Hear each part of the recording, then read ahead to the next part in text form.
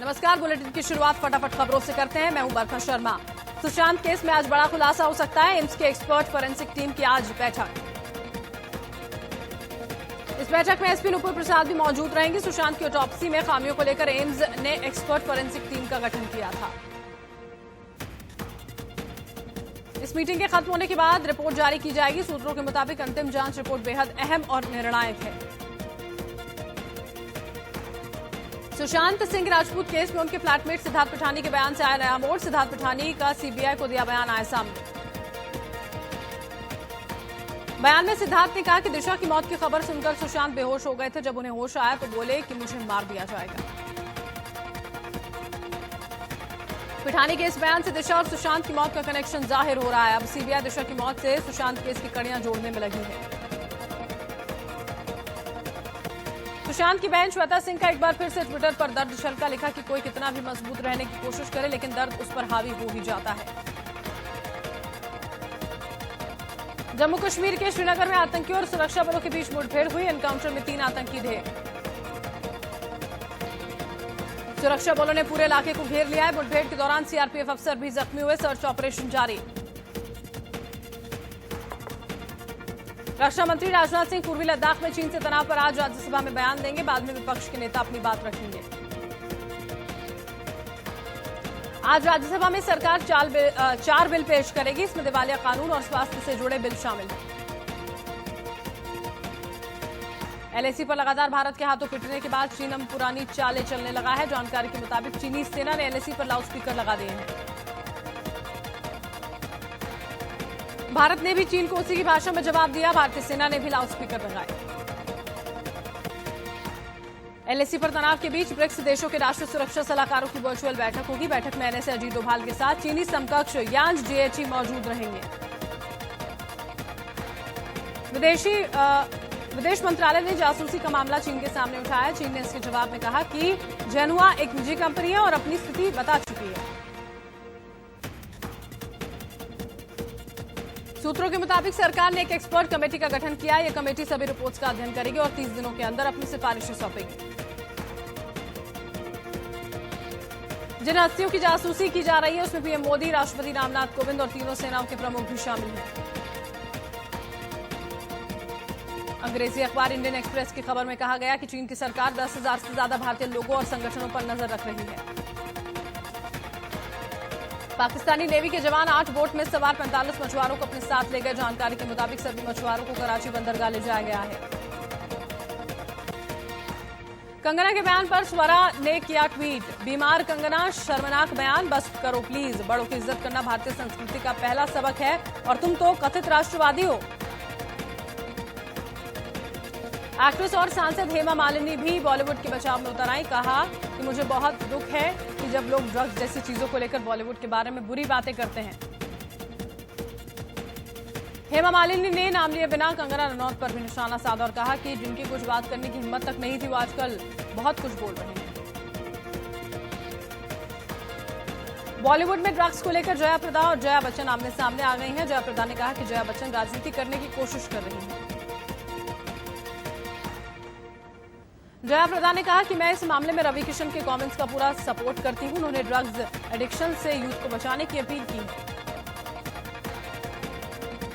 PM Modi आज 70 साल के हो गए हैं। राष्ट्रपति कोविंद, अमित शाह, राहुल गांधी समेत तमाम दिग्गजों ने उन्हें जन्मदिन की बधाई दी। बीजेपी दफ्तर में आज सुबह पार्टी कार्यकर्ता केक काटेंगे। शाम 4 बजे कार्यक्रम में बीजेपी अध्यक्ष जेपी नड्डा दिव्यांगों को 70 उपकरण बांटेंगे। बीजेपी अध्यक्ष JP Nadda Lord of the record पुस्तक का विमोचन करेंगे। कार्यक्रम का आयोजन दिल्ली स्थित बीजेपी मुख्यालय में किया जाएगा। दिल्ली पुलिस की स्पेशल सेल ने बुधवार को दिल्ली दंगों के मामले में 15 आरोपियों के खिलाफ 10,000 पेज की चार्जशीट कड़कड़डूमा कोर्ट में दाखिल की। चार्जशीट में उमर खालिद और शर्जिल इमाम के नाम नहीं है। पुलिस के मुताबिक उनके नामों को सप्लीमेंट्री चार्जशीट में शामिल किया जाएगा। चार्जशीट में ताहिर हुसैन का भी नाम है। सभी को यूएपीए, आईपीसी और आर्म्स एक्ट के तहत आरोपी बनाया गया है। सीएए के विरोध प्रदर्शनों के बीच उत्तर पूर्वी दिल्ली में 24 फरवरी को दंगे भड़के थे। इसमें 53 लोगों की मौत हो गई थी और 200 से ज्यादा लोग जख्मी हुए थे।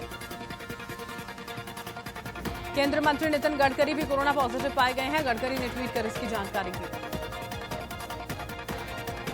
देश में कोरोना की तेज रफ्तार जारी है। पिछले 24 घंटों में 97,856 नए मरीज आए सामने। देश में कोरोना से 24 घंटों में 1,139 मरीजों की मौत हुई। मरने वालों की कुल संख्या 80,000 के पार। भारत में अब तक कोरोना के 51 लाख से ज्यादा मामले सामने आ चुके हैं। 10 लाख से ज्यादा एक्टिव केस।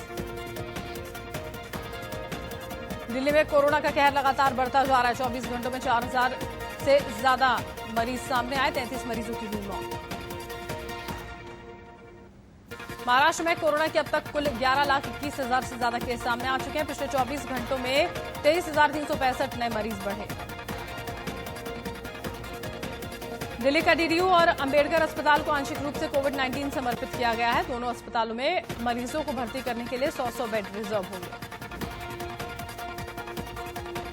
राजस्थान के नागौर में लोगों को टक्कर मारकर भाग रहे कंटेनर को पुलिस ने बरामद किया। कंटेनर की तलाशी लेने पर उसमें से भारी मात्रा में अवैध शराब बरामद की गई है। यूपी के गाजियाबाद में लापता बच्चे का 3 दिन बाद भी सुराग नहीं लगने पर घरवालों ने पुलिस के खिलाफ प्रदर्शन किया। अमेरिकी राष्ट्रपति चुनाव में गलत और झूठे दावे करने वाले ट्विटर्स को ट्विटर आज से हटा देगा। ट्विटर ने इसे लेकर योजना बनाई है जिसे आज से लागू किया जाएगा। पाकिस्तान की संसद के दोनों सदनों के एक संयुक्त सत्र में एफएटीएफ संबंधी 3 अहम विधेयक पारित किए गए। एफएटीएफ की ब्लैक लिस्ट में डाले जाने से बचने के लिए पाक ने विधेयक पारित किए। एसओजी की बैठक में पाकिस्तान की ओर से पेश किए गए फर्जी नक्शे पर रूस ने भारत के रुख का समर्थन किया और पाकिस्तान को जमकर फटकार लगाई। ब्रिटेन के हाउस ऑफ कॉमन्स से ब्रेक्जिट समझौते को नकारने वाले विधेयक को पारित किया गया। इस विधेयक के कानून का रूप लेने पर ब्रिटेन अपनी मर्जी से व्यापार समझौते और अन्य कदम उठा सकेगा। दुनिया भर में कोरोना से अब तक 2 करोड़ 97 लाख से ज्यादा लोग संक्रमित हो चुके हैं। 9,36,000 से ज्यादा लोगों की हुई मौत। अमेरिका में कोरोना से संक्रमितों का आंकड़ा 68 लाख के पार पहुंचा। मरने वालों की संख्या 2,01,000 से ज्यादा हुई। कोरोना से ब्राजील में अब तक करीब 1,33,000 से ज्यादा लोगों की मौत हो चुकी है, जबकि 43 लाख से ज्यादा संक्रमित हैं। चेन्नई सुपर किंग्स के प्रैक्टिस मैच में धोनी कई बेहतरीन शॉट्स लगाते नजर आए। आईपीएल में चेन्नई सुपर किंग्स के लिए ये एक अच्छी खबर। दिल्ली कैपिटल्स के प्रैक्टिस मैच के दौरान पंत ने ईशांत की गेंद पर उल्टा बैट घुमाकर शॉट जड़ा, जिसको देखकर ईशांत हैरान रह गए।